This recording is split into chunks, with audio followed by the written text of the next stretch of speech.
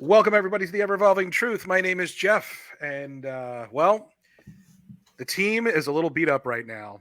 Uh, with me is Amanda, who's usually in the green room producing. We have Court, we have Mounts. Leah has COVID, and Greg has just gotten out of surgery a couple hours ago.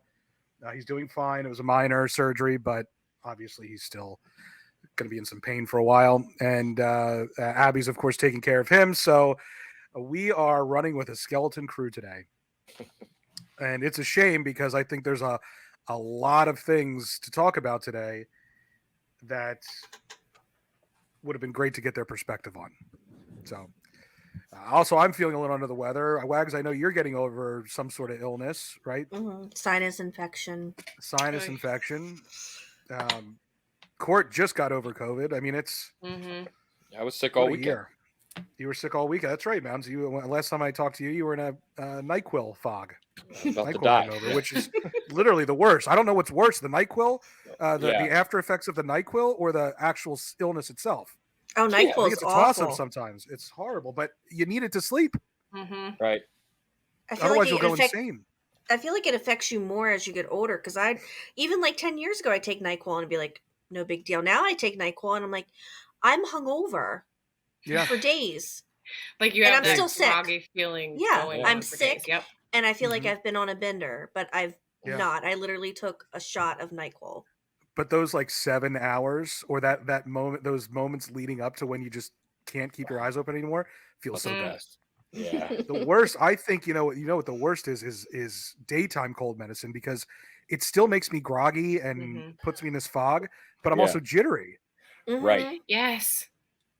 Now, does anybody get weird dreams on NyQuil? Oh.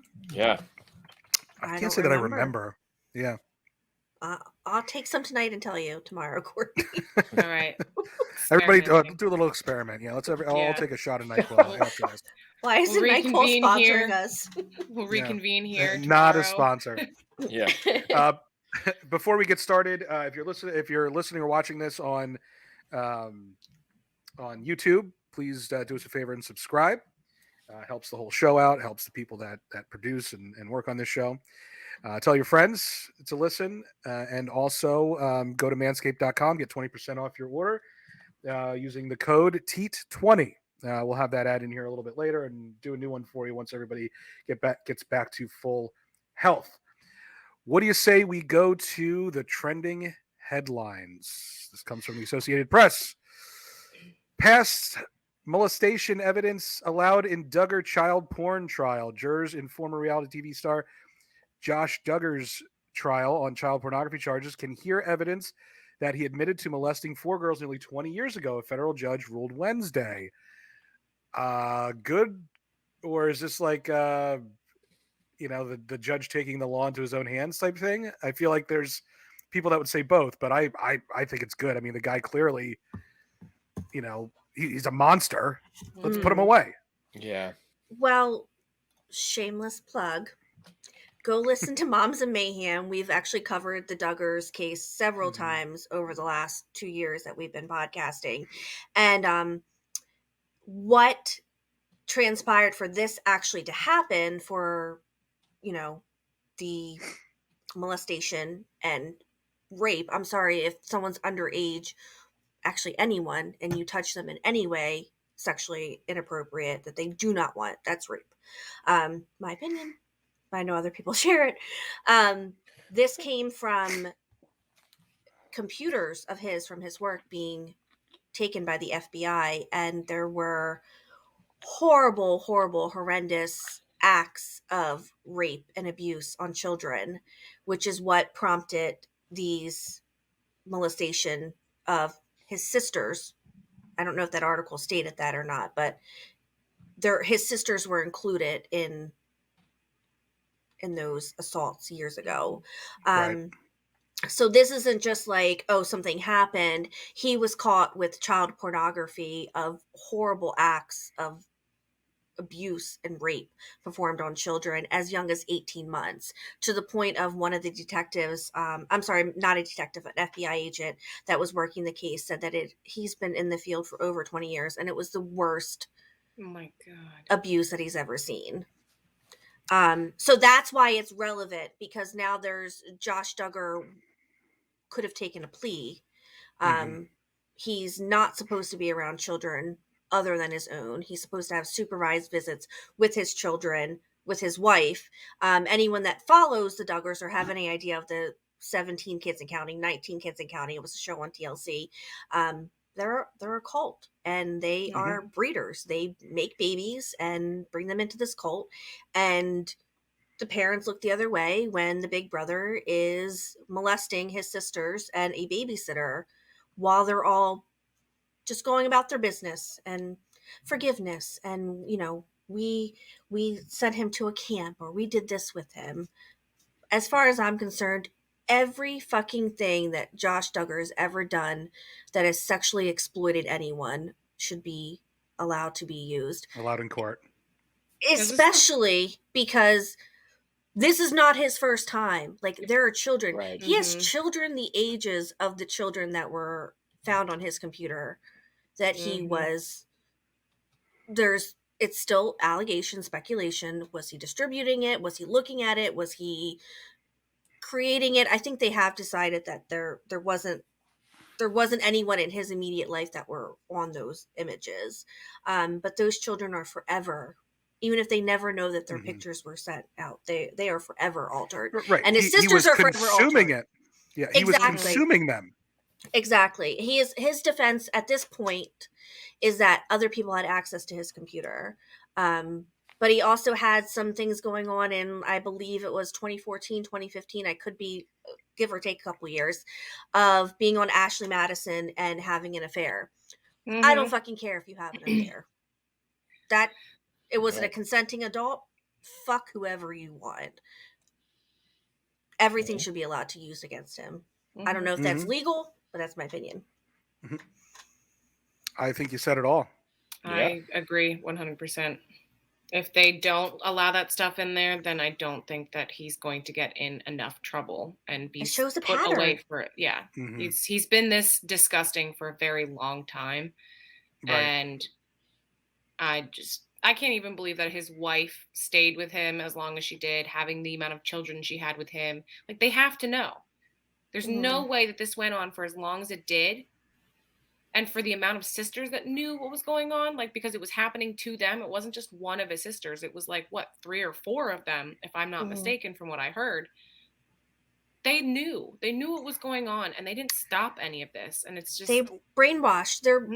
Women are nothing other than breeders. You pop out babies, you clean the house, you take care of everything. It doesn't matter. That is the culture that they have raised their family. And look, this goes on. This goes on in so many different areas of the country. The hiding behind the religion, right? I mean, we talked a few weeks ago about this lawyer who goes out and creates teaches people how to get a religious exemption from getting a fucking scientifically proven to work vaccine to save the people around you and yourself.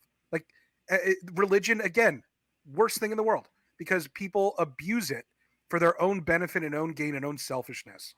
And it's easy to do. And this is just a perfect example of that. Now, this is obviously extreme compared to most religion, but it's still a foundation of, the religious teachings and texts that we all find in just about every single different type of religion out there. It's disgusting. It's horrible. And we need to stop letting people hide behind using religion as a reason to not do things that are scientifically proven, or, use it to skirt around laws, or not give your kid medical attention. It's enough. It's done. If you want to practice religion as a hobby, as something you enjoy doing, something that gives you fellowship or, comfort, fine. But when you start affecting the lives of other people, including your own children, who don't even have the right or the ability to decide if they want to be religious, got to stop. And it's got to end. It's absurd. It's disgusting. I hate it. Let's move on to fossil footprints, puzzle scientists, bear or ancient human. Prehistoric footprints that have puzzled scientists since the 1970s are getting a second look. Were they left by extinct animals or by human ancestors? When famed paleontologist Mary Leakey first uncovered the footprints in Tanzania 40 years ago, the evidence was ambiguous. The reason I picked this one is because there are things in this world that we do not understand. Is this Bigfoot? Could this be Bigfoot? I had a guy that I worked with. His name was Phil. We called him Dr. Phil for obvious reasons. He didn't look like Dr. Phil or anything, but if you got him started on Bigfoot, he would talk to you for an hour and 40 minutes about why Bigfoot was in fact 100% real. Wow. I am in the stance of, and this may seem crazy, but YOLO at this point. I'm in the stance that we are not alone. We are not the only species wandering this earth and other planets. So I think it's very possible that it could be Bigfoot. It could be a descendant of the Loch Ness Monster, which I still believe is something true. Mm-hmm. It could be some alien life form. I don't know. I think there was a big boom at some point and something happened. What kind of ancient human? What did this ancient human have to look like to mix up their footprints or to not be able to tell if their footprint is different from a fucking bear? Right. That's what I want to know. I want to see that ancient human. Haugen urges lawmakers to avert impasse on social media laws. Ex-Facebook employee and whistleblower Frances Haugen implored lawmakers Wednesday to avert the usual congressional stalemates as they weigh proposals to curb abuses on social media platforms by limiting the company's free speech protections against legal liability. I think we should do a deep dive on this woman. I somehow came across through YouTube's algorithm as I was working on something, and I was just listening to it in the background, her congressional testimony. It was fascinating. It was like an hour and 50 minutes long of her just explaining how Facebook knows exactly what they're doing, how they know exactly how that they're influencing young women through Instagram, teenage girls, how they know that it's leading to increased suicide amongst them, how there's very little money put into the security part of it, and fixing that end of it. And not like 90% of their budget goes towards growth. And the growth sector is fueled, and we all know this, we've all heard this before, negative reactions online, fighting, political you can't even call it political discourse. Political like violence is what grows the profitability of Facebook and drives ad revenue. And she came out and she talked. I mean, again, I'm paraphrasing. I'm talking maybe about 5% of the things that she mentioned. Mm-hmm. It's something we should all watch. You should watch if you're listening to this at home. Social media is bad. It's overwhelmingly bad. There are some good things about it, but the bottom line is social media is overwhelmingly bad. She compared it to things like TikTok and Twitter, where she would say like Twitter, the Twitter algorithm and that kind of thing is slightly more responsible than Facebook, but not by much. It is literally destroying our society from the inside out, and it was designed to do that, and they're not stopping it. Knowingly not stopping it. Well, that does sound fascinating. We'll make sure we put that in the link with the show description where you guys can go watch that. Yeah, I'm definitely interested. Yeah. Frances Haugen. Yeah, Frances Haugen, Haugen. If you search Frances Haugen testimony or congressional hearing, it should pop up on YouTube. Worth a watch. Very scary. So are you done with social media? No. What? I just think you have to be aware of what's happening. Like you can't fall victim based on your ignorance of how it works, right? This is why they targeted boomers in the 2016 election, right? Because they like people like my aunt would see an article that said Hillary Clinton is part of a pedophile ring run out of a pizza place, and she'd be like, oh shit, oh my god, right? But she doesn't understand why that article was presented to her because she's ignorant and she doesn't know how the algorithm works, and she clicks on things so that it drives more things to her and she sees more ads and all that kind of stuff. So it's like you know how it's being, if you know it's being forced into your life, if you know the reasons why it's being forced into your life, then you tend not to, worry about it. Mm-hmm. You tend to push it to the side. So I think it's our, because social media isn't going away. There's nothing we could all stop using it. Mm-hmm. It's still going to be there. Mm-hmm. Right? It'll be a different app, different platform. Right. There'll be a new one that pops up. You'll be like, this one's better. It is our responsibility as consumers to know what we're getting into. I'm not saying you have to go read the terms of service, but I'm saying you should listen to people like Frances Haugen when they talk and when they speak. So no, I'm not done with social media. You still have to argue with a few more people before you give that up. Well, I've argued a lot less. I'm telling you, I get it all out on the show here. Investigators track ammunition in fatal film set shooting. Authorities pursued new leads Tuesday on possible sources of live ammunition involved in actor Alec Baldwin's fatal shooting of a cinematographer on the New Mexico set of a Western movie. As they searched the premises of an Albuquerque-based firearms and ammunition supplier. This story is not going away. No. Mm-mm. There is something fishy here. Did you see? I just saw this today somewhere. I forget what show he was on, but apparently Alec Baldwin, he did an interview and told the person that he did not pull the trigger. Mm-hmm. Yeah, ABC News. Yeah. Yep. ABC. Wow. Yeah, I saw that. I didn't get to watch it, but I saw that he did the interview. I don't know how I feel about this situation. I mean, I have to agree with you, Jeff. There's something fishy about this. But it's going to have to come down to whoever, the last few people who handled the gun.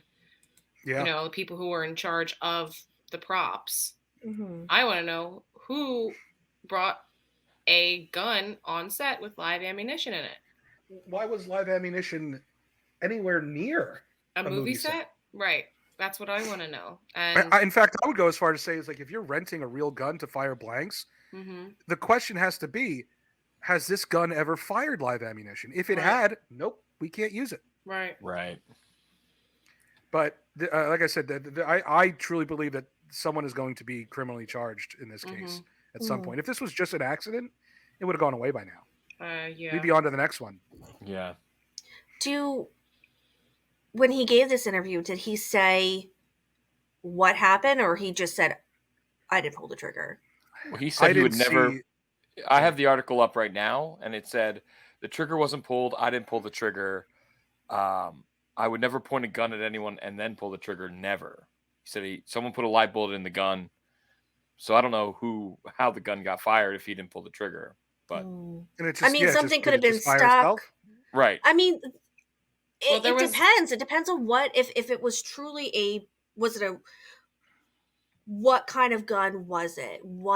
Who took care of it? If there are things that happen, there are freak accidents that happen all the time, but something had to happen leading up to that moment for that ammunition to be in the gun.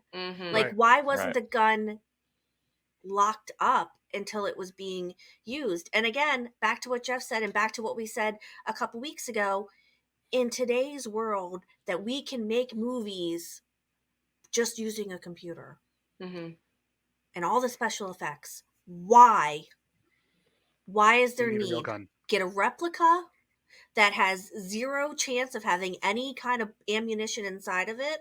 And if you can afford, not that Alec Baldwin's cream of the crop, but if you can afford Alec Baldwin and to put on all these other things in this movie, why can't you spend a couple extra $100 to ensure the safety?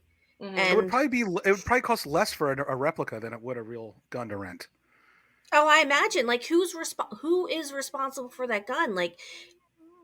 Well, I guess they were shooting a scene when this happened, or they were rehearsing a scene. But at that point in time, it was scripted for him to be holding the gun. But in an article that I read, it was either last week or 2 weeks ago, I think that part of him saying, I never pulled the trigger wasn't pulled, could have been in response to what people who are on set are claiming that happened, what happened during this accident. And a lot of people apparently were saying that, he pulled the trigger and that it wasn't part of the script. So I almost feel like I don't know, because we've seen how Alec Baldwin has behaved in the past. And obviously this is a different situation, but it would not surprise me if he did that interview to try and save face and was lying about those things. However, someone's lying. I want to believe that he wouldn't have, or his lawyer would not have allowed him to go on national television and say, I never pulled the trigger, unless he has already been cleared in this investigation. That's a really good point. And I also think it's important to note that I don't think anyone thinks that this was malicious. Like this was an intentional. Not on his part. I don't think so. But I do think that I would think that there's a small possibility somebody was responsible for obviously putting live ammunition in that gun, whether it was a mistake and they forgot that they mixed up their own personal gun with this gun or something. It was an obvious accident. It was more. Well, you got to be if that's the you case, have to be the dumbest criminally liable for bringing a gun on a movie set. Like it's just, when your sole job is to be like the prop manager and to be inspecting the safety of things. Like they have people on set specifically designated for these things, for these type of props. Like it's not like they're just handing them out willy-nilly. These are they do have them secure. They have people who handle them. Between the people who handled them, there was multiple people who handled them before it finally got into the hands of Alec Baldwin, and it is sounding like nobody checked this to ensure the safety of this gun, to make sure that it wasn't with live ammunition. I will say this: if he is telling the truth about not pulling the trigger, he has completely ended the argument that guns don't kill people, people kill people. Because in this case, the gun would have killed somebody. And a mind of its own. Home of Marilyn Manson searched in sex assault investigation. You know what bothers me about this? What cannot bother you? Growing up, everybody, anybody who listened to Marilyn Manson was all automatically labeled. He's never my favorite artist, but if you listen to him, you were automatically labeled a troubled child, right? Marilyn Manson was causing kids to be violent and commit suicide and cut themselves and all this kind of stuff. And as we know, that's such a bullshit statement. Like, this is his art, right? And this is the way he chooses to express himself. And if your kid follows that, then you didn't raise your kid very well, or your kid has an issue that you need to get to the bottom of, right? I've never once, as a human being, been like, you know what, that guy's doing that. I think I want to cut my chest open, or I want to get this tattoo. I want to do that. I've never had that desire, right? Yeah. But all the adults who are now boomers who are saying he's a bad influence and a horrible thing, if this is true, if he's in trouble, if he's done something like this, which is horrible, it makes them right. And I hate that. I fucking hate that. Well, wasn't there like something about like he removed some of his ribs so he could give himself a blowjob? Yeah, I think that was fake. I think that was Was that the only thing you were willing to do, Jeff? Remove your ribs. I would have to remove my of them. My dad bod and my fat roll in order to get down there. So I wouldn't go through the pain of removing a rib. Yeah, I don't know. I think the overall of Marilyn Manson is that he's really not that awful from things that I've read about him. Like he's just he's this nice way because apparently it fucking works. That is his brand. Right. And we live in a society where, you know, as much of a feminist as I would like to be, there are still people out there that make allegations for the sole purpose of, look at me. And I still want to believe them, and I will still believe them, and you're innocent until proven guilty. But why? You're saying let the facts come out. Yeah, like right. Let's not just destroy everything for someone until I'm telling you though, if the boomer community saw that headline, they're going to be like, "Told you, I've been saying it all along. What did I tell you? Stay away from that Marilyn Manson fella." Yeah. Or that Marilyn Manson lady. I actually heard someone's parent being like, "Oh, that Marilyn Manson lady is such a weirdo." Like, oh, there you go. Chris Cuomo's off-air role, brother Andrew's strategist. CNN anchor Chris Cuomo had a bigger role than previously known in helping defend his brother, former New York Governor Andrew Cuomo, from sexual harassment allegations that forced him out of office. Newly released transcripts and text messages show. This is a pretty big deal because I believe CNN suspended him. Yeah, I read somewhere today. Definitely. It's also a bigger deal because all of my quote unquote conservative friends who hate anybody who works for CNN or NBC or anybody other than Fox News is like, told you the guy had to go. First and foremost, can we not pretend that if this was your brother, you wouldn't go out of your way to defend him? I'm not saying he's right. I'm not saying he doesn't deserve to be suspended or even fired, depending on what he did or with the lengths that he went to, especially being someone who's supposed to be an impartial reporter. But what I'm saying is the people that are saying this guy was a piece of shit from the beginning, I knew it all along. Are you to tell me that if your brother or sister was not facing these allegations and you truly believed that they were being wronged and they were innocent, you wouldn't go out of your way to defend your brother or sister? Right. Like, you're not better than this guy. You just thought he was, you're looking at it from, oh, this guy did something horribly wrong. He didn't do anything horribly wrong. He was defending, somebody that he loved, his family. Now, turns out that he was wrong about him, but. Yeah, I feel like if you do not, in those kind of circumstances, like, you're damned if you do and you're damned if you don't. If your brother is innocent and you have not, supported him even behind the scenes, then that's going to create family tension, and you could potentially lose your relationship with your brother if you're like, I don't know, I have to see the facts. But then it's also like he's being punished for doing it. So it's like you're not really given an opportunity to do that. But also, you're a public figure, so you're set at a higher regard than other people. And I feel like we're in a time in our society and the way the world is changing that people need to be used as examples. And I think that's what happened. He's being used as an example. It kind of goes back to the whole like Matt Lauer thing all those years ago. Like, that was a big to-do where there were people in the network that were completely divided because some people truly believed him and other people were like, he's a total creep, like he's an absolute perv. And that's when you find out how people really feel about you. Yeah, well, again, I don't have a problem with the punishment or whatever punishment ends up down. I just have a problem with trying to say you're better than this guy because he defended his brother. But just because his brother is guilty as hell, the evidence all points to that he's a complete scumbag. It doesn't change the fact that you would have done the same thing if it was your brother or sister. So stop lambasting him for that. Has he said anything, come out and made any kind of statement or anything after things started coming to light, or is he's just still been quiet? I haven't really been following the story. Andrew or Chris?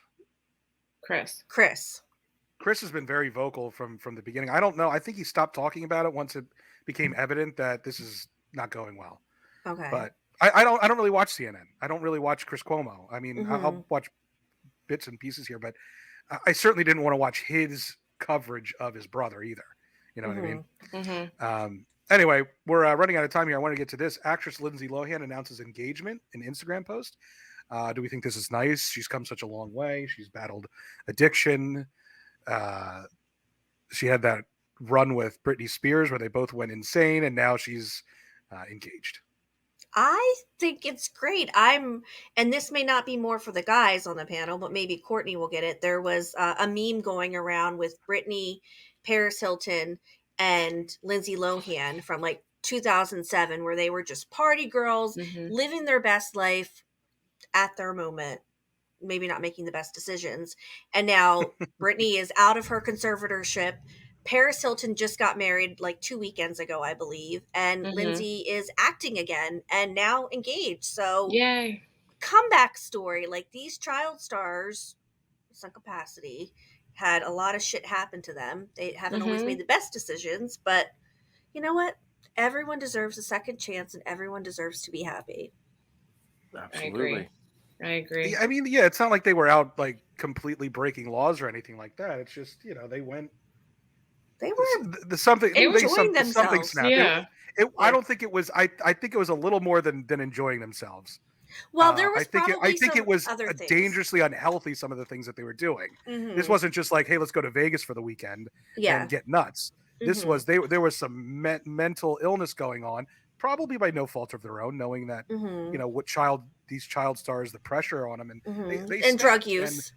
And drug use, I'm sure. Amanda alcohol, Bynes is kind of included in that too a little bit. I mean, not as big of a celebrity as like Britney and Paris, but she kind of went off the deep end a little bit there for a while, I thought. She went absolutely batshit crazy. Didn't she shave her head and a face tattoo?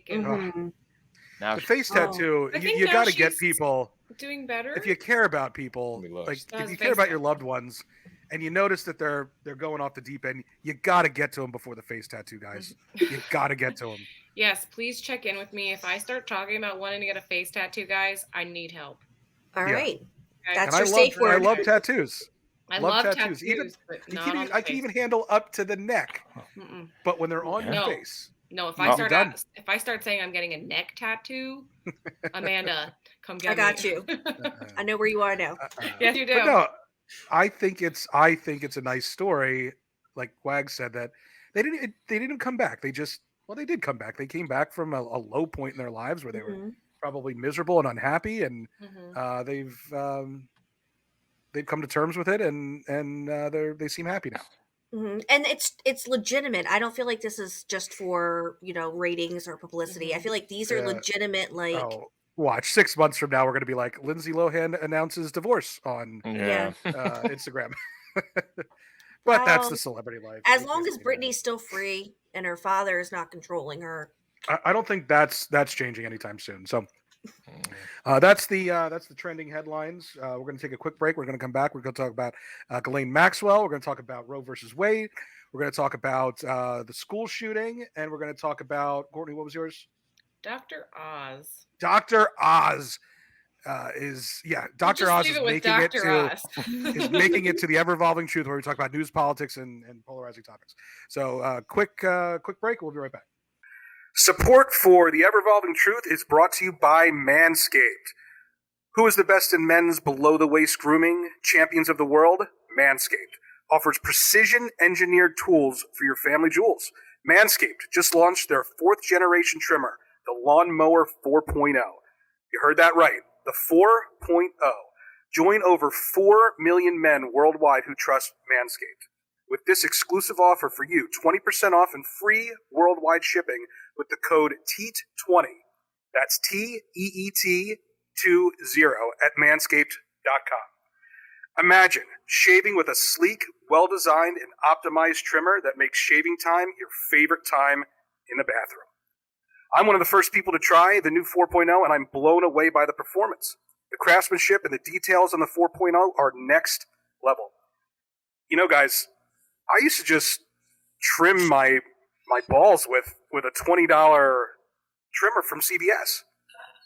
And I'm not going to lie, the nicks and cuts made it so that I really wouldn't want to do it that often.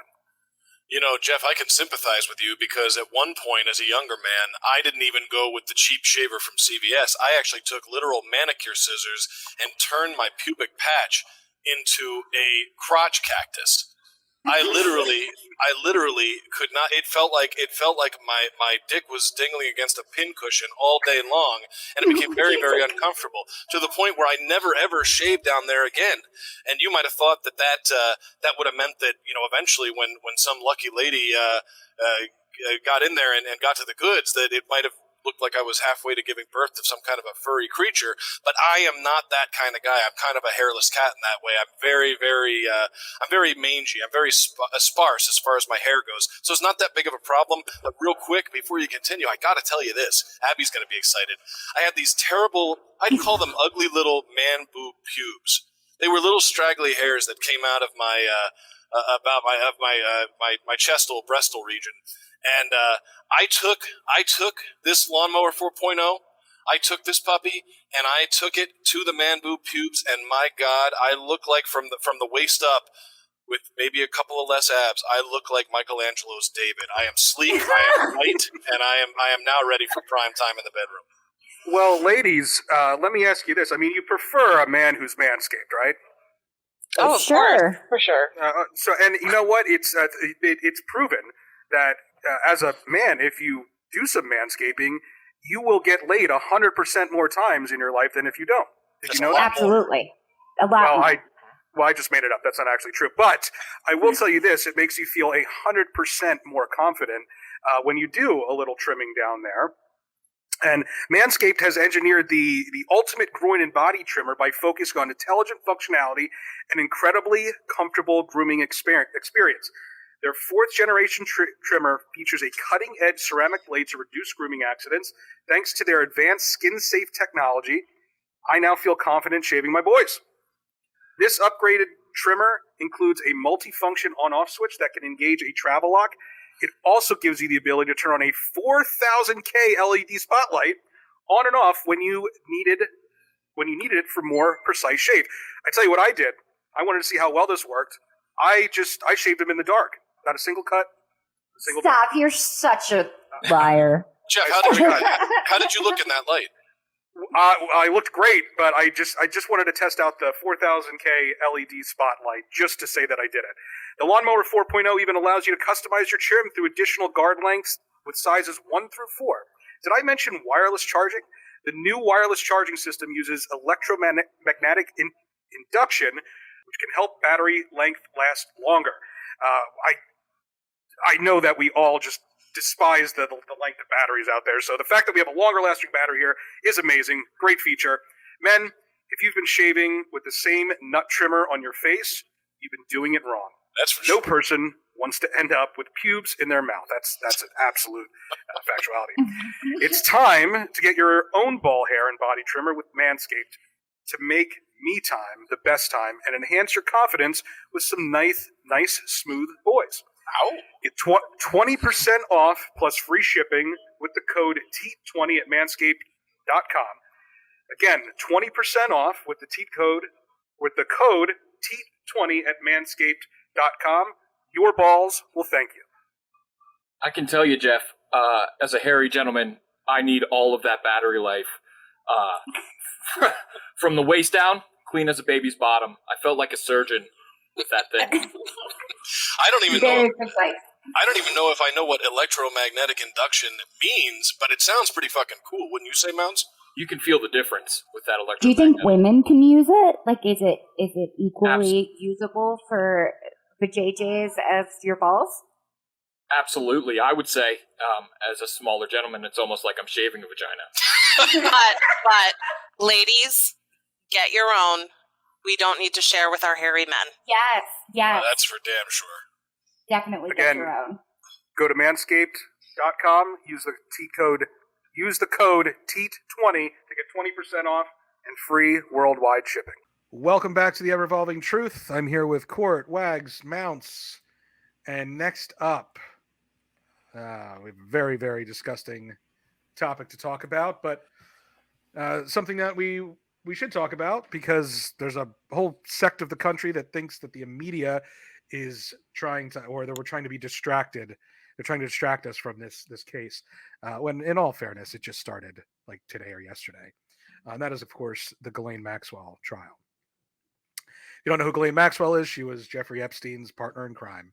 That's the way that the prosecution is trying to frame it. Ghislaine Maxwell and Jeffrey Epstein were partners in crime in the sexual abuse of teenage girls, a prosecutor said Monday. Okay, so it started Monday.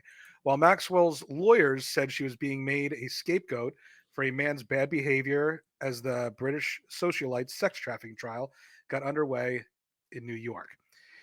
She described Maxwell 59 as central to Epstein's sex abuse scheme, which prosecutors say lasted over a decade.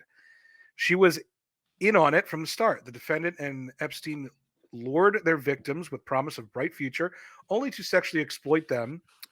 Pomeranitz, I believe, said as the U.S. Attorney Damian Williams looked on from a spectator bench.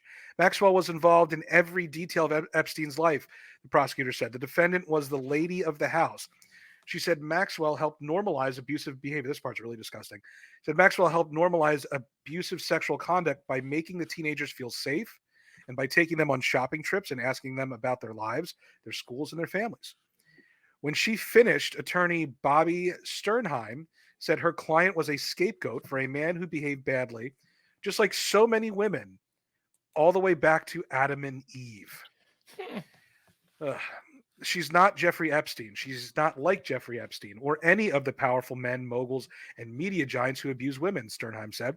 Sternheim said the 4 women who would testify that Maxwell recruited them to be sexually abused were suffering from quarter-century-old memories and the influence of lawyers who guided them to get money from a fund set up by Epstein's estate after his August 2019 suicide in Manhattan Federal Jail as he awaited his own sex trafficking trial. The lawyer said accusers have shaken the money tree and millions of dollars have fallen their way. Maxwell has pleaded not guilty and vehemently denies wrongdoing. She has been jailed in Brooklyn since her arrest, calling the claims against her absolute rubbish. Maxwell's lawyers and family say she was Epstein's pawn, now paying a blood price to satisfy public desire to see someone held accountable for his crimes. Maxwell has been charged with 1 charge of sex trafficking of a minor and 1 charge of sex trafficking conspiracy. So a lot to unpack here. First of all, I don't understand how you are a pawn in this game. You're a victim yourself in this game for over a decade while doing the things that you're accused of doing. Like asking them about their families, taking them on shopping trips, things like that. That's not what a victim does. That's what a partner does in order to keep the racket going. Training the girls how to today was the second day and they interviewed Jane, one of the victims, and she said that they approached her, both of them together approached her, and then Maxwell basically showed her how to please him. Like, she's just as disgusting as he is. And if not worse, because I feel like when a woman comes to you, just by nature, if I came to a 13-year-old girl and I was like, hey, like, we're going to take you shopping, we're going to do these things, I'm essentially the one grooming you. So she is the one that was grooming them to do whatever was being forced upon her down the road. And so in my opinion, I feel like she is absolutely vile, and she is just as responsible, if not more. Well, and that's like taking on like a nurturing role, and you're gonna be okay. This is fine. This is acceptable. But, she also testified that she engaged in sexual acts with both of them. So, at the same time. So, yeah, disgusting. Right. So Ghislaine Maxwell was enjoying every minute of this, enjoying the lifestyle, the luxury, and everything like that. Quick story, and this I might regret using this in this sense, but I tend to agree with everything Wag said. It's a woman approaching another woman. The woman being approached is going to let their guard down a little bit, right? So I work for this company. We sold timeshare. We tended to look for a certain type of person, and people that had to interact with people and create small talk and stuff like that. So bartenders, right, ended up being really good at this job, both male and female. Right, wasn't about just going after attractive females to do this job. However, when there would be someone at a restaurant or a bar or server, I would be like, oh man, she would be really good. I would always have one of my assistant managers who she was an attractive female, talk to her about it, because if I'm like, hey, do you want this job that you can make 6 figures? It's going to sound like I'm being like a creep trying to impress her, trying to, ask her out or something like that. Or at least that's what I thought in my mind. Like, I thought I had a much better chance of actually getting her to come in for a legitimate interview if I could get someone to have her let her guard down. Because I'm sure as a bartender, as a server, she's hit on every single day by a bunch of dudes, and I'm going to sound exactly like all of them. So you take the same exact the same exact theory, and you apply it towards what Jeffrey Epstein had Ghislaine Maxwell do for him, and it makes complete sense, right? Jeffrey Epstein goes up to these girls. They're going to be a little standoffish, right? Mm-hmm. But this woman who's like, come along, this is fine. This is a life that you're completely different. Guard comes down, you're more open to what they're saying, and all of a sudden you find yourself in a situation where you can't ever escape. Mm-hmm. Mm-hmm. Right. And this is how disgusting the legal system is. They had the pilot testify. I don't know if you guys saw this.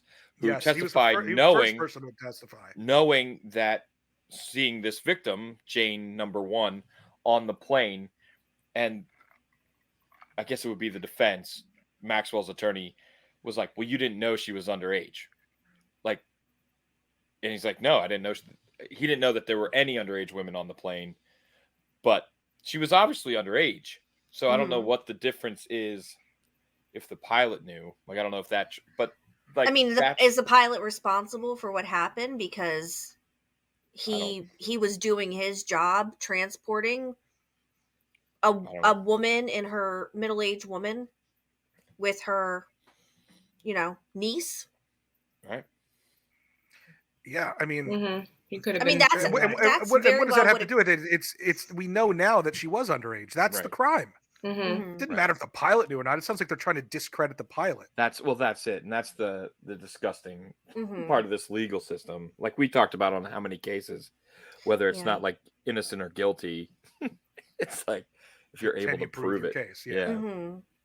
And I think because she is not a traditionally she's not someone you think of Hollywood, you think super glam. She looks like someone that lives in my neighborhood. Mm-hmm. She's not a normal person. Yeah, she's not someone that's threatening. So if I was 14 and I, had some trouble with my behavior when I was younger, like I could see myself being in a place of being like fuck yeah, like I don't want to live here. Like my parents don't let me do anything. Mm-hmm. Or, I don't have a relationship with, a grandparent or whomever is my guardian or whatever.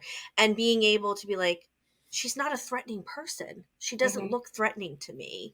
And she's a woman and she's talking to me and she's taking interest in me. And I think that played a lot of it, is that she just looked comforting. She looked someone that, you could trust. And she like, was your aunt. Exactly. She was the most. Yeah. And let's also remember, it wasn't like she was approaching these young girls and being like, here's what I got for you. Yeah, you can come to the Virgin Islands. You can have everything you want. You have all this money. You eat, have a great time. All you got to do is fuck this guy and show him a picture of, Jeffrey Epstein. It was just get him on the plane, and then, we got, this is what you have to do. This is the life that you wanted. Because like once they were on the plane, now it's like they don't have it. Now you're scared. Now you don't know. They lied to them kill me if I don't do it. But it's like right, exactly. Like it's just a matter of convincing them. And let's face it, children are very impressionable at that age. We all were. And this was not a time where people had TikTok and Instagram and Facebook. Like there wasn't outlets per se for people, for young kids to use. There wasn't the social media that we talked about earlier invading every single thing that we do. So I mean, I think that also plays into it now. That brings up a whole nother topic of young women seeking sugar daddies for that's the trend now. With young I'm currently women. looking for a sugar daddy, but I think we're all looking for a sugar daddy. All? Right. What do you guys think of the defense's approach here? It feels really, really that's what I'm looking for. Half-assed. Yeah. You know what I mean? Like to try to discredit the pilot based on a technicality, to say that to compare Jeffrey and Ghislaine's relationship to Adam and Eve, like a fictional characters somehow a fictional Adam somehow abused a fictional Eve. I would have and related. That's what you should relate it to. Like, I would there's have a million other abusive relationships that you could have referenced other than Adam and Eve. I mean, honestly, Dina and I was thinking about like the similarities to me. I was seeing it in the with Allison Mack and the what's his face from Nexium. Like wondering if she was somebody like that Jeffrey Epstein had maybe groomed early on, and that she like he tried to procure her for like himself as like one of his girls, but she realized that she liked what he was doing and she wanted to be a part of it. And that's how this whole, like, she willingly eventually joined him and in a partnership, rather than like being brainwashed. Yeah. I mean, I could see that as like a survival thing. Like, I like this. I'm going to keep doing it because I like it, but I don't really like it, but I'm going to make you believe I do because that gives me some power. Now, she also testified, Jeff, you'll enjoy this, that Epstein took her to meet Donald Trump when she was 14 years old. That she flew, Epstein and Maxwell took her to meet Donald Trump at his Florida club when she was 14 years old. Now, he didn't, there's no testimony that he did anything improper, but there's a connection. Give you a reason to hate. There's a connection. There was a connection even more. To, Trump among many other celebrities and political figures. Connection to Jeffrey himself, and also you remember Trump's words were, "Oh, she's a great person. I wish her the best." Yeah. That's not how I would talk about Ghislaine Maxwell, whether I was friends with her at some point or not. Yeah. Yeah. So it's a little weird. Yeah. Also, as the defense, like, again, I'm not a trained lawyer, obviously, but I just think that I would take it. It's very early on, but it just seems like everything that the defense lawyer is saying here, it makes me dislike her more. Right? Yeah. It makes me dislike her more than I already do. The idea is to get the jury on her side. If you want to paint her as a victim, that's your defense strategy. You got to do a better job of comparing her to Eve. Oh, poor Eve. And why now? Like, why? Well, but like, if she truly was in this cult, like we talked about the Duggars in the first segment, like, Anna Duggar is with Josh Duggar because she is absolutely brainwashed to believe that she cannot be and do anything else without him, that her entire life revolves around him. We know that exists. We know that there is the possibility of that happening. So if that was the case in this situation, she's free, so to speak. So, like, why didn't this come up before? Like, why isn't she using this as a defense before all of this stuff came out? All of a sudden it's like, oh, he wasn't very nice to me and he made me do this. I will be interested to see if she takes the stand. Excuse me. What the when the defense finally has its turn, what they how far they take this victim thing. Yeah. If they do, it's I don't know how anybody's going to be able to actually respect that kind of defense. Like, no.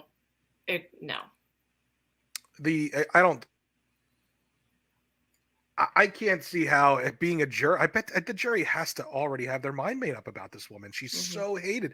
Epstein and Maxwell are maybe two of the most hated people in the entire world. Again, I want to mention that no one is distracting you from this case. You can watch it just like you watch the Kyle Rittenhouse case. You can read about it. It's all over the place, guys. Stop with the bullshit. If we can find this information and have a discussion about it, so can you. Stop being lazy and saying that it's being hidden from you. Just enough. Okay. On to the next one. Mounts, you have some information about the school shooting that just happened. Another fucking school shooting. Yeah, a 15-year-old went into his high school and shot and killed 4 people and injuring 8 students and 2 teachers. This was in Michigan, correct? Michigan, yes. Michigan high school. 4 people were killed and 7 other people are injured. It's been the deadliest shooting at a U.S. K-12 school since 2018. At about 12:50, they got a call that there was a. Here I have the. Sorry for the pause here. 12:52, the sheriffs in Oakland County, Michigan, received a call. Over 100 911 calls that there was a shooter going through the school. The suspect discharged. I have the exact number here. I'm sorry. I have 2 articles up. They have his name. His name is Ethan Crumbly. He's 15 years old. He's being charged as an adult. He's being charged with terrorism and causing the death of 4 counts of first-degree murder. He was also charged with 7 counts of assault with intent to murder and 12 counts of possession of a firearm. Now, the suspect's lawyer entered a plea of not guilty, which I don't... Wait, what? Yeah, it says here that the suspect's lawyer entered a plea of not guilty on his client's behalf at Wednesday's arraignment. The judge scheduled a probable cause hearing for December 13th.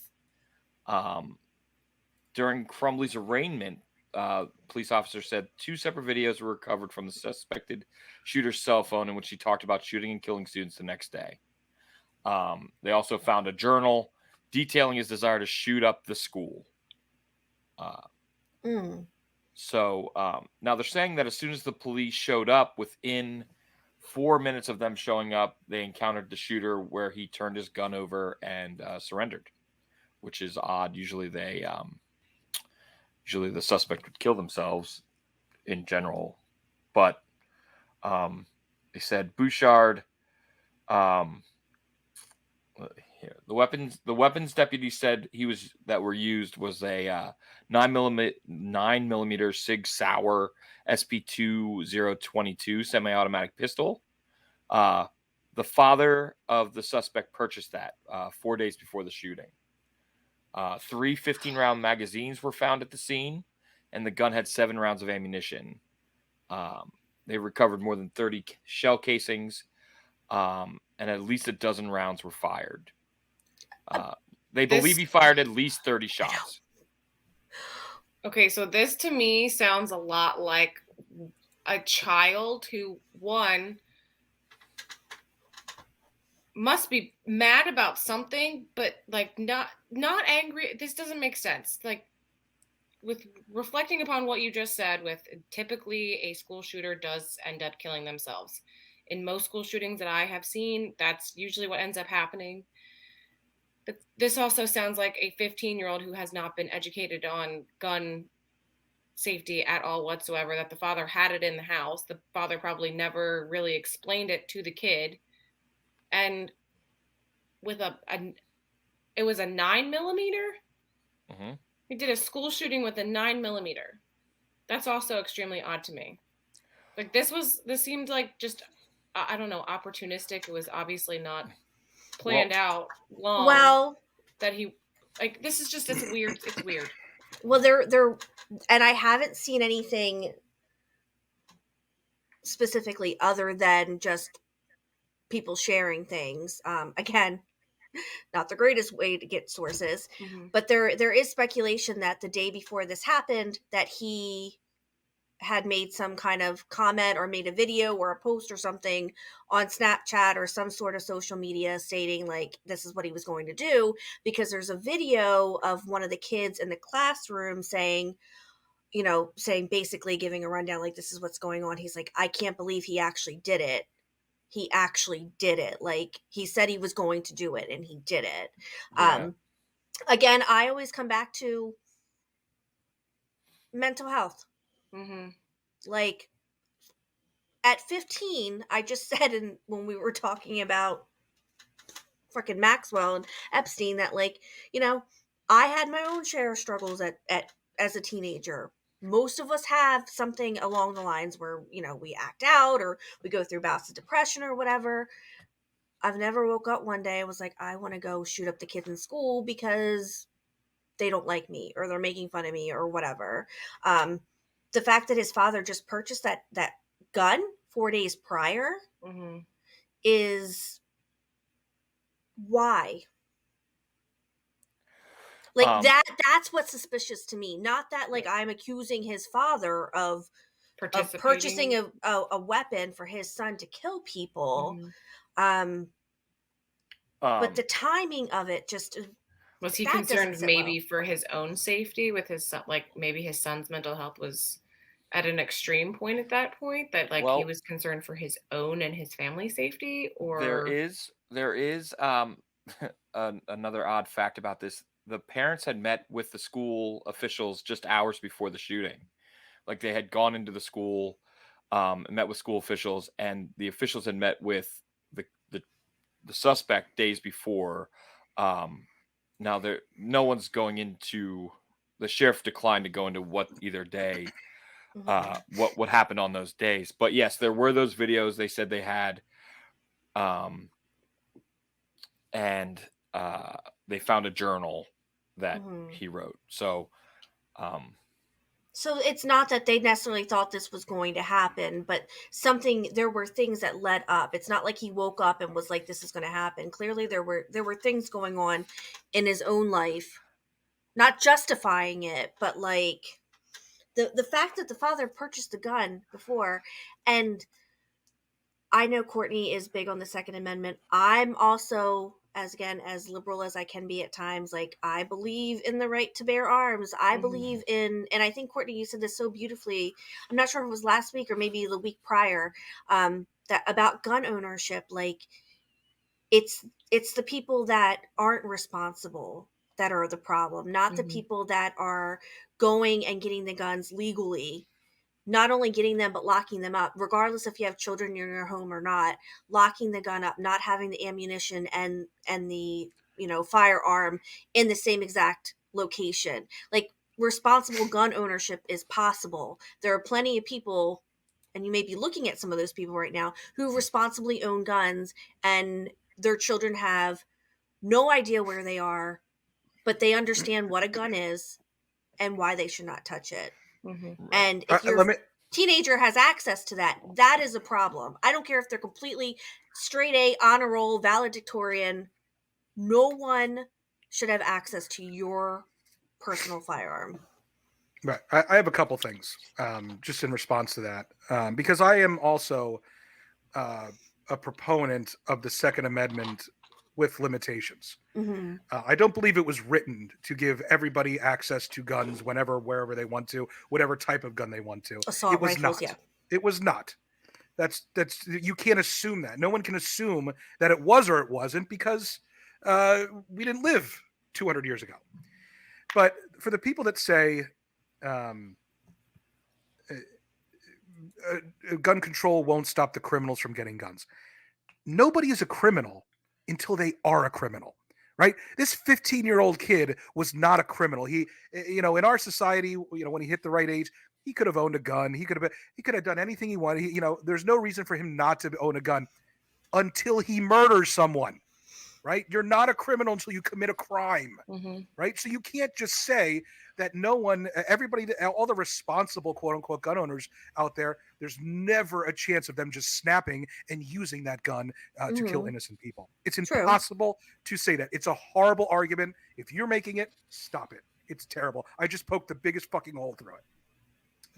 The second thing is, we are going to, this is going to go down the same path it always does, right? The left is going to say we need gun control, right? The right is going to say it's too soon. Can we let the bodies breathe, or can we let the bodies go cold?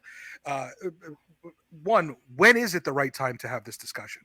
Number two, this is a very different in the sense that it's not an automatic rifle. So, we're talking about a different type of gun here and how it's acquired. And then the third question I have is, can we agree, both sides, on one thing? And that is that a 15-year-old or a 16 or a 17 or even an 18-year-old should not be in possession of a gun without a responsible adult. And that responsible adult should have to prove that they are responsible. Mm-hmm. They should be able to prove that they are responsible. 18 younger, you just like maybe we can make it 16 because again, you can't have as a 16-year-old or as a 15-year-old, you can't have a car, mm-hmm. right? You can't just drive around. Mm-hmm. And even at 16, there's limitations on your license. Mm-hmm. In most states anyway, if not all.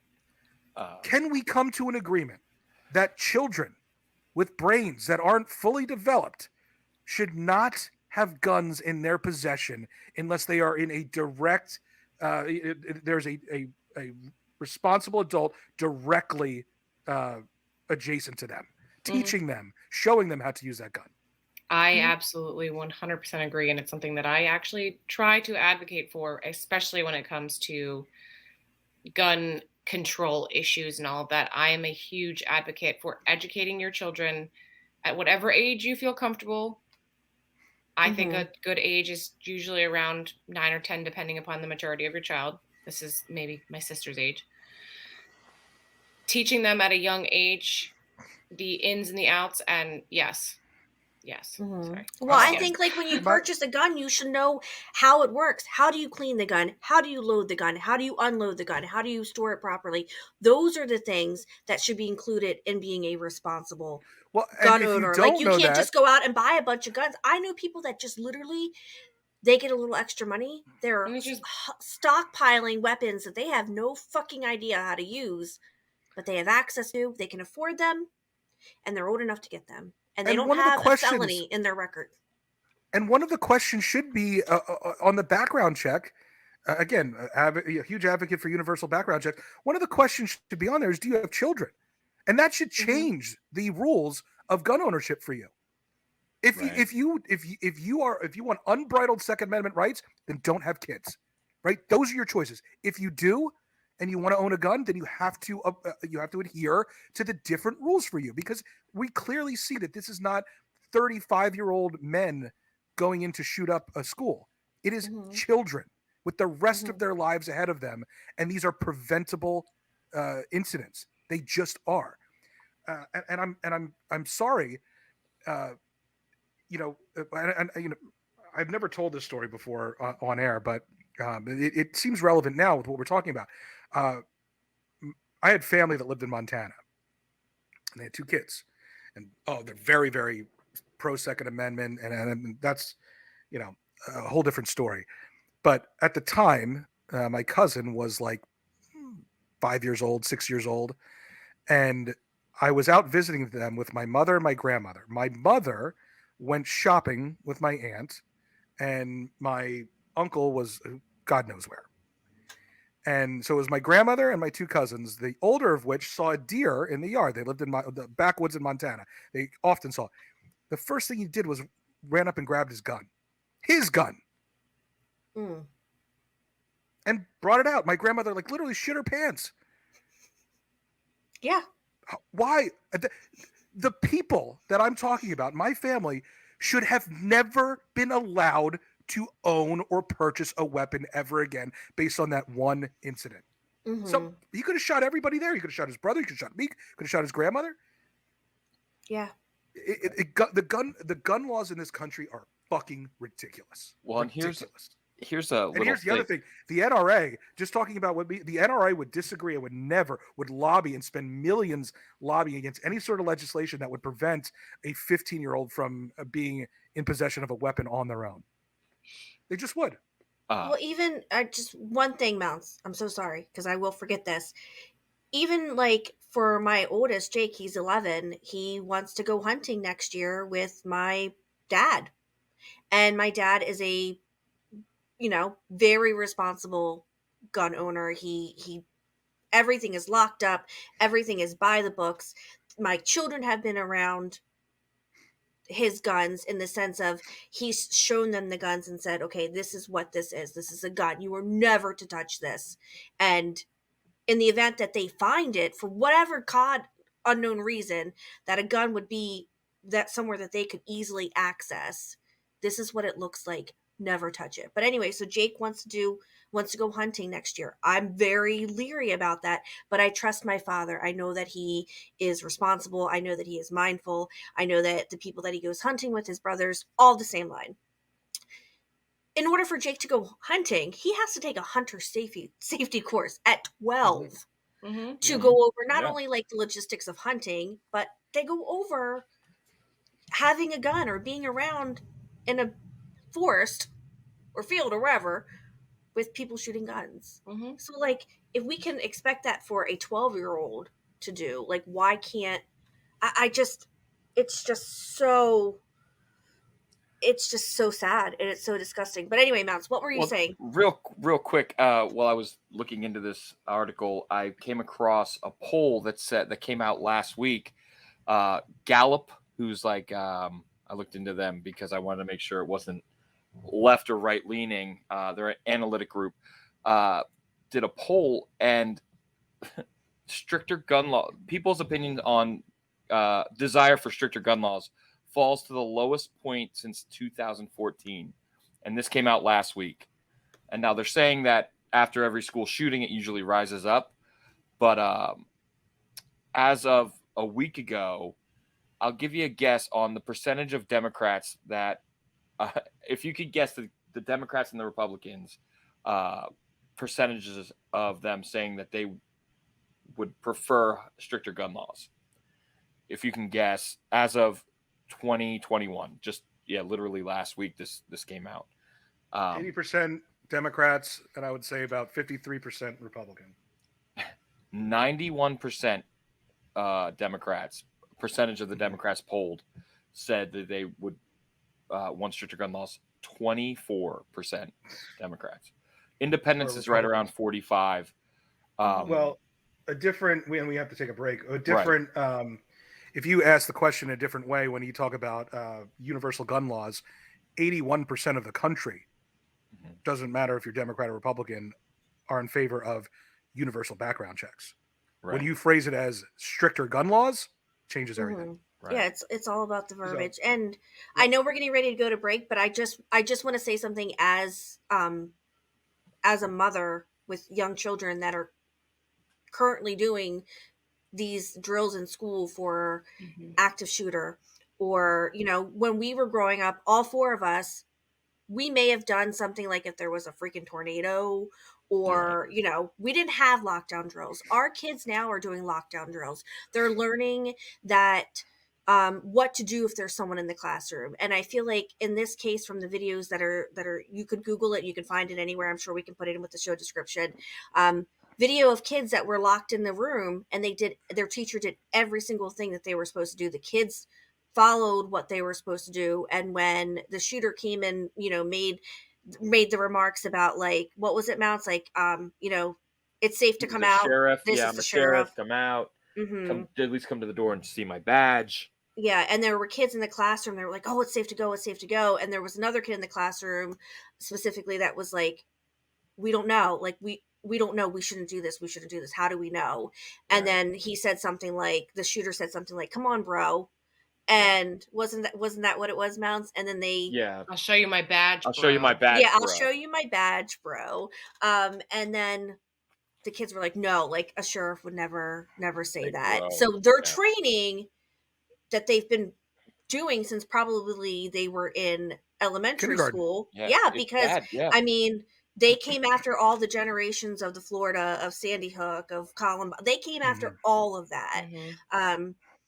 So if Sandy Hook wasn't enough to fucking change the way this country looks at gun laws, nothing will. So I think we've... Yeah. Well, look, here's the other thing, too. Think about this as a parent, no matter where you stand on this issue. Just the act, even if you're the school that your child goes to never gets shot up, the act of having to do a lockdown drill and putting the idea in that mind of a young kid that this could potentially happen has to be traumatic in and of itself and create so much stress in a world where kids are already completely stressed out and have mental health issues that we never saw or we didn't know about when we were kids. The idea that someone could come in there and shoot up the school and this is our only way to to defend ourselves is by locking the door and hiding underneath the desk. That has to be so traumatic. Well, we'll leave it on that. And I just wanted to quick add one little thing, though. I'm sorry that you ruined my dramatic exit. I know, but I've been sitting on this. The thing that surprises me the most about this is if he was saying things the day before or days before that he was going to do this shooting or posted something about it online. Here in Berks County, I can tell you that I know high school students who recently, at least 2 or 3 different schools had to basically be searched on multiple mornings being in because they had a tip that somebody was going to bring a gun to school. Why didn't that happen in this situation? Yeah. One can only speculate. Yeah. Seems like a reasonable rule to have everywhere in the world. You're right. All right. But on that note, we'll take a quick break. We'll come back and we have we're going to talk about Roe versus Wade and Dr. Oz.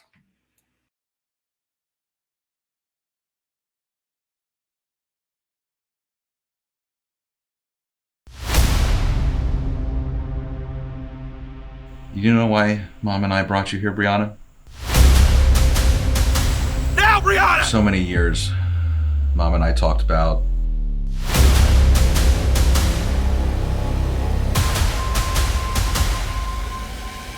you act like the only option you have is to chain yourself up like a rabid animal. About bringing you to a place where you could experience life as a kid.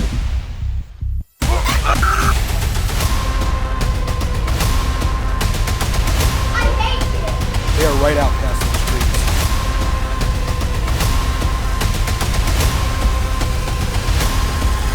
That's not going to happen. And it's not fair. The latest airborne mutation of the lyssavirus, commonly known as rabies, has now wiped out nearly 40% of the world's population. There is no cure in sight. Society continues to break down. Riots, combined with unspeakable violent acts committed by people crazed by the virus, have completely overwhelmed police forces across this country. Welcome back to the Ever-Evolving Truth, this final segment that you're listening to on this wonderful Friday before the wonderful weekend that you're about to have. Of course, if we get the news of Roe versus Wade that none of us want before the weekend, then it won't be so great. But I have a feeling it's going to come a little bit later down the line. But we're going to go to Wags, who has her finger on this button. Yes, let me pull up my notes. So I feel like we talk about Roe versus Wade a lot, but I don't think we've ever given like a quick synopsis of what that is. And I feel like that's very important because the timeline of all this matters. So Roe versus Wade this was in 1973, was a landmark decision of the U.S. Supreme Court in which the court ruled that the Constitution of the United States of America protects a pregnant woman's liberty to choose to have an abortion without excessive government restriction. That went on to bring up the 23, 24 week gestational age for an abortion. Right. Which is the general consensus is where viability falls. Yes. The fetus will be viable at 24 weeks. Yes. So as of today, we are recording this on Wednesday, December 1st. The Supreme Court has heard at this point several hours of testimony for Dobbs versus Jackson Women's Health Organization. And this was a case from 2018 from a Mississippi state law that banned abortion operations after the first 15 weeks of pregnancy. Which again, we just went back and I said that the Supreme Court ruled in 1973, 23, 24 weeks was the time frame. So in March of 2018, the state of Mississippi passed this Gestational Age Act, which is what they called it, which banned the abortion. And this was for pregnancies with the exceptions for medical emergencies or severe fetal abnormality, but it did not include cases of rape or incest. And at that time, Governor Phil Bryant signed the bill saying, "I'm committed to making Mississippi the safest place in America for an unborn child, and this bill will help achieve that goal." So, back when Donald Trump was in office, he had his hands in bringing some new justices in, which You're being kind. which are, I would say that they are anti-choice. I wouldn't say that they're anti-abortion. They're anti-choice. They, from the gamut, don't really believe that women should have all the rights in the world to their body. So anyway, this case was being heard today, which the problem comes down to this. If Roe versus Wade were to be overturned, essentially, in this Mississippi, this Dobbs versus Jackson Medical Center, this would allow that 15 weeks to be legal. That someone after 15 weeks couldn't have an abortion, and that Roe versus Wade could essentially be overturned. And then that opens up, do we follow the 15-week guideline, or what is the other one? Because if we've talked about this before, Texas is working on their own, and they're working on, in other states, they're working on this fetal heartbeat law, which would bring, 5 to 6 weeks after that, abortion would be illegal. So this is huge, because if the Supreme Court justices were to rule in favor of overturning this not overturning, but rule in favor of this 2018 law banning abortion, at 15 weeks, it could change everything. Well, it would change everything. That would be the law, right? Mm-hmm. That would be the federal law. Therefore, as I understand it, every state would have to follow that law. Mm-hmm. Yes, and this would be based off Mississippi. So this would be essentially this Mississippi, one of the most conservative places in the world. Yes, and again, as I stated before, this does not include, like rape or incest, or not that I feel like there should be a reason for a woman to need or want to have an abortion, but if we're going to be logistical and we're going to put shit out on the table, that would be it. Excluding those two things is purposely cruel. Mm-hmm. That's what it is. There's no way to describe it. And let me tell you about Mississippi. Mississippi, first of all, is a fucking dirt hole. It is high child poverty rate, high, very low education, very high infant mortality, mm-hmm. right? So this fucking asshole governor says, I want this to be the safest place for unborn children, but has no desire to make it the safest place for born children. How do these people get away with it? Greg and Abby, sometimes they get on me about, how I say, you have to, if you ever vote Republican, you have to look at yourself in the mirror, because you are voting for the worst human beings on the planet. Guys, I've said this before. This has been going on. This has been the plan since the 70s. Mm-hmm. Lie to the base, target the uneducated people out there, like religious people who can't think for themselves, right? Because no matter what religion we're talking about, the real people that are deep in their religion are against abortion in some way. And it's an issue where they're willing to, I don't care about taxes, I don't care about guns, I don't care about healthcare, I don't care. The first thing that I care about is killing babies, because it's against God's will. There is still a very large, and certainly back then, a very large group of people in this country, some could say even the majority, that are willing to forgo any other issue and just vote on this one. And the Republican Party has been targeting that group for a very, very long time in order to swing the Supreme Court unequivocally in their favor. And they have purposely nominated and brought through justices that are so conservative and willing to put their own personal beliefs over the law and what the law says in order to overturn this. Why? Because they can scream and yell that they won. They fought this and won, and they will never lose a single vote. They can always hang their hat on this, and then they can get away with whatever fucking crimes and disgusting tax breaks they want to give to the richest people and their donors in the entire world. They can do anything that they want to do and get away with it. This has been the plan. They executed it, and now we are seeing it come to fruition. And if this happens, we're fucked.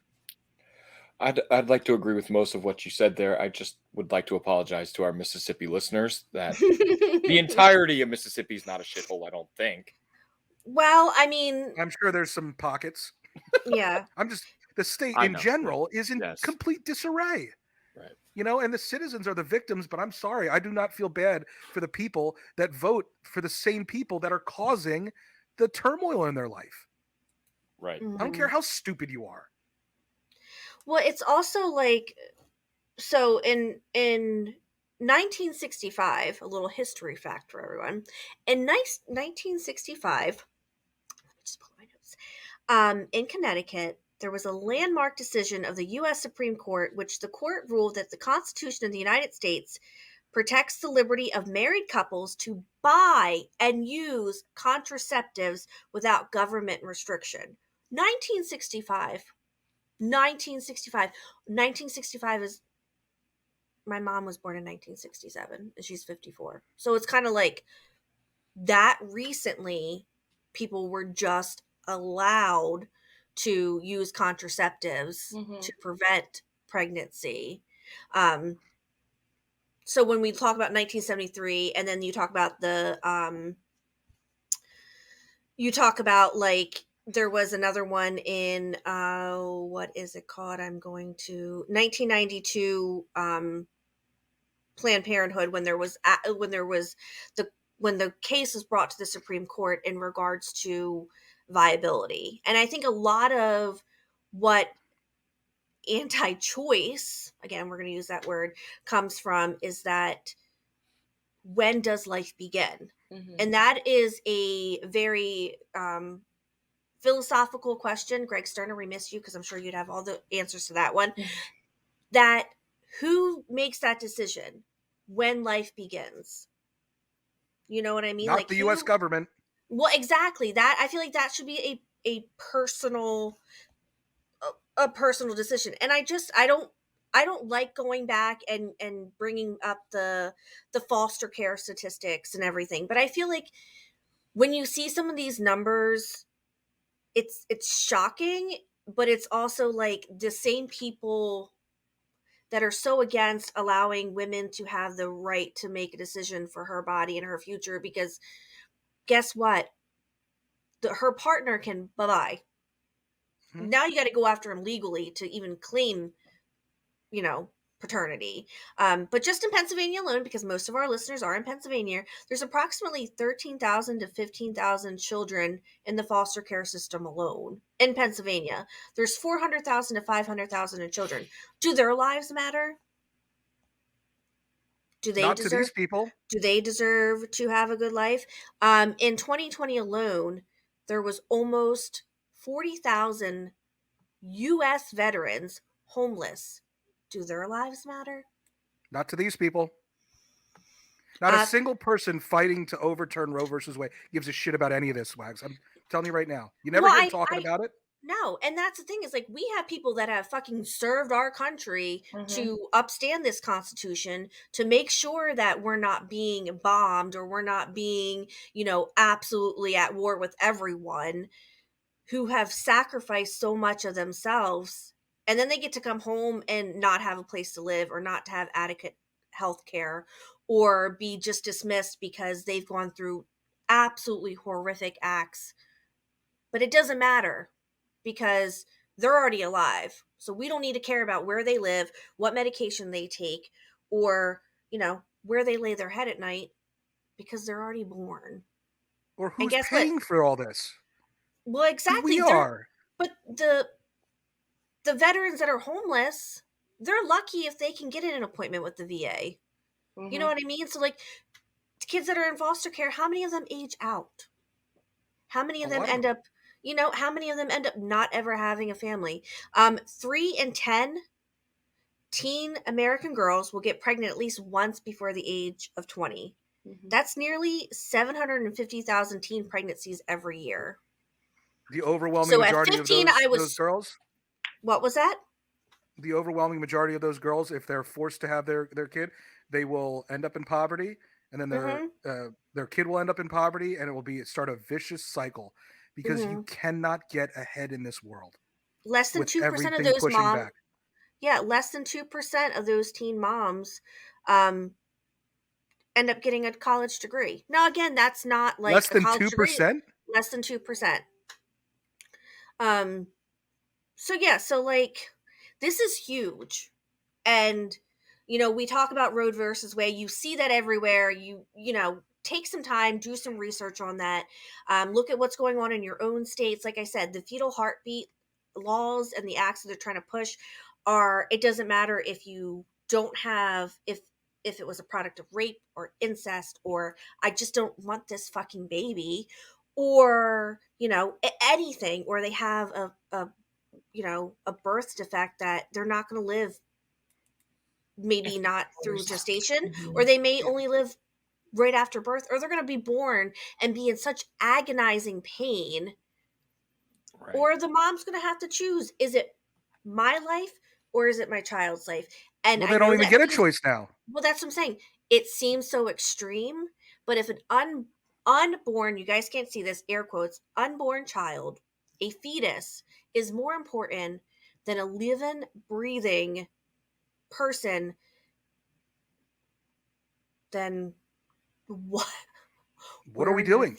Where are your values at? Like I'm, and I hate to say this, but I heard someone having a conversation. I was eavesdropping, I'm not going to lie, at my doctor's appointment. And they were these two women were having these really interesting conversation. And it prompted me to think, like, I had complications in my pregnancies, my last 2 pregnancies. I've only had 3. My last 2 pregnancies were really complicated. And there was a point with my youngest that I was close to having a stroke. I was just really ill. Long story short,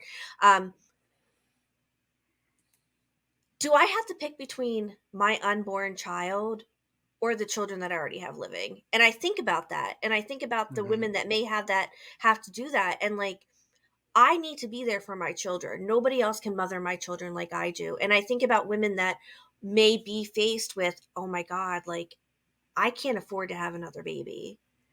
And now people that are accused of sexual assault are making the decisions whether or not I could have an abortion. Let me really bring everybody down here. There is nothing we can do about this right now. Nothing. No. The decision has already been made. If you think that those Supreme Court justices aren't already decided on this, and not just listening to the testimony for show, you're out of your mind. They're not going to be swayed either way. You have the justices on the left that agree that Roe versus Wade is settled law. It's already been challenged a million times. It's settled law. It's been upheld every single time it's been challenged. And then you have the group of judges that have been forced down our throats through the shadiest tactics that someone could imagine, purposely, because they have been vocally against abortion. Now, maybe they'll come through. We don't know. But I'm telling you, the decision has already been made. And that's fucking scary. And it would be decades before we could get new people in there to, bring a version of Roe versus Wade back. This is settled already, and it does not feel like it's going to go in the favor of women, right? Or anybody for that matter. But some other things that are going to be a result of this, Planned Parenthood goes by the wayside. So you're going to see more women dying from preventable cancers and other, diseases that are potentially terminal if you don't catch them early enough. Healthcare, mental health care, bye-bye, all done through Planned Parenthood. You know, birth control for people that desperately need an outlet, a place that they can go and get these checkups because they don't have the money to afford health care themselves, or their fucking full-time job doesn't provide it, because we're the greediest, fucking disgusting, nastiest capitalistic country in the entire world. This, I'm telling you, is decided. And just one thing before I forget, the scenario that Wags laid out is the 15-week part, right? That's bad enough. There's another scenario where Roe versus Wade gets completely overturned and they leave it up to the states. There are like 40 states with heartbeat laws in place, ready to go, waiting for this decision. If you don't think that this wasn't planned back in, as soon as Roe versus Wade was upheld, if you don't think this has been planned by the Republican Party, you're absolutely insane. This has been the plan since day one, and it worked.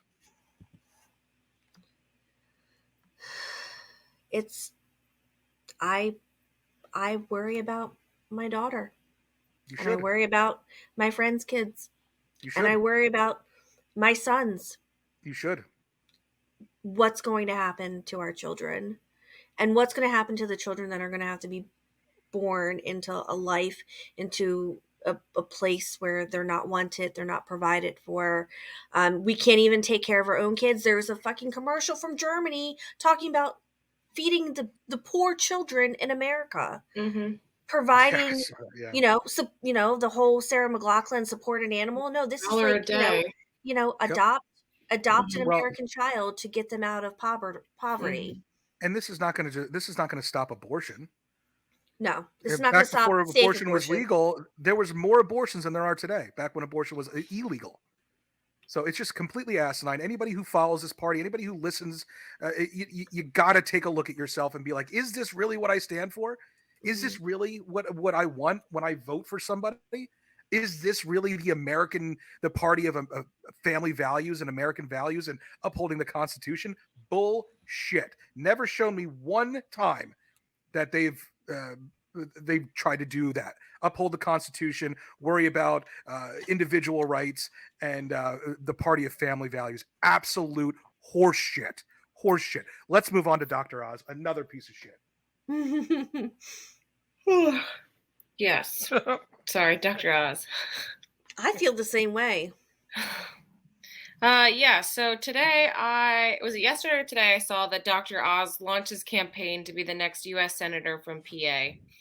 Which surprised us all, right? I mean, yes. Just completely out of left field. So he made an announcement in the Washington Examiner op-ed, which sharply criticized how the government has responded to the COVID-19 pandemic, but did not mention the word Pennsylvania once. He asserted that, quote unquote, many of the COVID deaths, quote unquote, were preventable.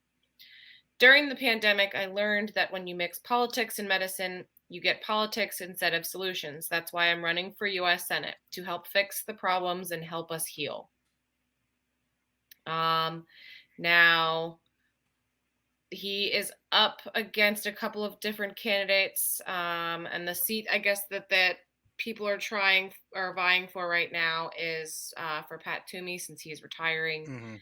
Sean Parnell was in the running, but he's the one that dropped out recently because of the custody battle with his wife. He is up against, let's see. Now let's also mind you guys, he did not grow up in Pennsylvania. He's currently has been a longtime New Jersey resident, but recently registered to vote at his in-laws' home in suburban Philadelphia. So he went to school at University of Penn for medical school. So he lived in Jersey his whole life, but is running for Senate in PA. And he lives currently in Jersey, I believe. His show's either filmed in Connecticut or New York. Why would he live in Pennsylvania? I think his television show is produced in New York City. Right. So why would he live in Pennsylvania? He, from what I understand, is he registered to vote using his in-laws address. His in-laws address. Mm-hmm. Isn't that illegal? That's the definition of voter fraud. I mean, I guess not if he can do it. Why was he living there? But I don't know. He's living in New Jersey. In this article, he just used his in-laws' address to register, and he voted in Pennsylvania. But if you don't live there, and he did it via absentee ballot too. So he did it mail-in ballot, which that whole party is against mail-in ballots, but he did it mail-in ballot, and did it fucking. I'm sorry, that's got to be illegal. That's voter fraud. You vote in the district that you live in, where your mail goes. I feel like a lot of people from New Jersey and New York, even, and Pennsylvania, I feel like it's all in Delaware. They're all intertwined. So like maybe he just make thought it one state. Yeah, like maybe he was just like, yeah, I'm close enough. But I mean, he has the money. He could very easily establish residency in Pennsylvania. Do you know why he has the money, Wags? Because he's a con man. This and not Oprah he's loved not him. Doctor. He will hawk anything that you put in front of him as long as you pay him to do so. He will sell it to his audience, and they will eat it up. He is a fraud. He is a doctor in name only. If he gets elected, I'm leaving the state of Pennsylvania again. I'm not coming back. Listen, I'm trying to get as far away from Pennsylvania as I possibly can. It's like we can't all leave Pennsylvania. We can't. Another fraudulent, fake reality TV show star running for office. Just what the fucking world needs. We can set up our headquarters back in Florida. Now, mind you, he's running up against businessman Jeff Bartos, former U.S. ambassador to Denmark, Carlos Sanders, and a conservative commentator named Kathy Barnett. Now, I don't know anything about Jeff Bartos. I don't know much about Carlos Sanders, but I did research a little bit of Kathy Barnett because that's not somebody that I had heard of. And the first 5 minutes of her campaign video, she's running on being the first U.S. Black Republican senator woman. And the first few minutes talk about like her race and her background and her family. And I just want to, that's like the little information that I know about her. I don't know if you guys have other information to just talk about who these possible nominees are going to be. Honestly, I don't. I've never heard of any of them. No. And it's still so far away. I Googled Jeff Bartos. He's from Berks County, so. Really? And I know Carlos Sands, I think, grew up in Camp Hill. Okay. This Kathy person, here's what I want to know. I don't care what color you are. What are your merits? What is your stance on a woman's right to choose? How are you going to stop? How are you going to get the 15,000 kids in Pennsylvania out of the foster care system? You know, how are you going to deliver health care to the people who need it most in Pennsylvania? That's what I care about. I don't give a shit that you're black. I don't give a shit that you're white. I don't care if you're the first, black person to do something. Congratulations. What are your merits? That's what I need to know. See, that was when I first, when I was browsing through at least what she was running on, it just sounded like she was using that platform. And I will have respect for you and your platform if you have things for me to respect. But if that's what you're running off of, you're basically just pretty much trying to beg people to vote for you because, in my opinion, color of your skin. Exactly, and that's not a reason to vote for somebody. That's just as bad as not voting for somebody because of the color of their skin. Correct. Like, do you think that your base, your party, is so uneducated, and I might agree with her on that, but do you think that your base is so uneducated that you could just be like, hey, I'm black, vote for me, and they'd be like, oh yeah, as long as there's an R next to your name, why not? If you have that little respect for your base, you shouldn't be running. I think she has a campaign manager and posse of people that are probably like, hey, this is a big selling point. And it's almost kind of like I feel like we're not like, aren't we? I feel a little uncomfortable. I feel like maybe they are utilizing her race as an opportunity to push her forward, which I think if there's a Republican anyone who truly stands for the people and it's just Republican and maybe name only, and maybe has some, some actual balls to push things forward and to stand up and say, like, these are my core beliefs, but I also believe in, healthcare and a woman's right and, reforming gun laws, like things like that, like that makes the difference. But I tell you what, if there was a Republican that stood up to their party and said, I do not myself believe in abortion, that is my choice, but I believe in the choice of every woman out there. What I am promising you here today is that I will work to reduce the amount of abortions out there, or reasons to get abortions, because nobody wants to get them. Mm-hmm. It is a decision that women are faced with out of desperation, and we need to eliminate the desperation. If a Republican man or woman stood up there and said that, I would at least start to listen. But until then, I'm not listening. And on that note, we have to end it. My dramatic ending. There's your dramatic ending, Jeff. But then I called it out, so it ruined it. So look, this has been the. We're not going to edit it out. This has been the ever evolving truth. My name is Jeff. I'm here with Wags, Court, Mounts. We're going to see it. We're not going to do a deep dive this week. Again, all of us are recovering. Some of us are still very sick. So we'll skip the deep dive again this week. We'll come back next week with another one. So we will see you next Friday with another news episode. That's the next time you'll hear from us. Remember, you're entitled to your own opinions. You're not entitled to your own facts. Fuck you, Dr. Oz. Seriously, fuck you. I was wondering which. And fuck you, all the past, current, and future school shooters. Fuck you too.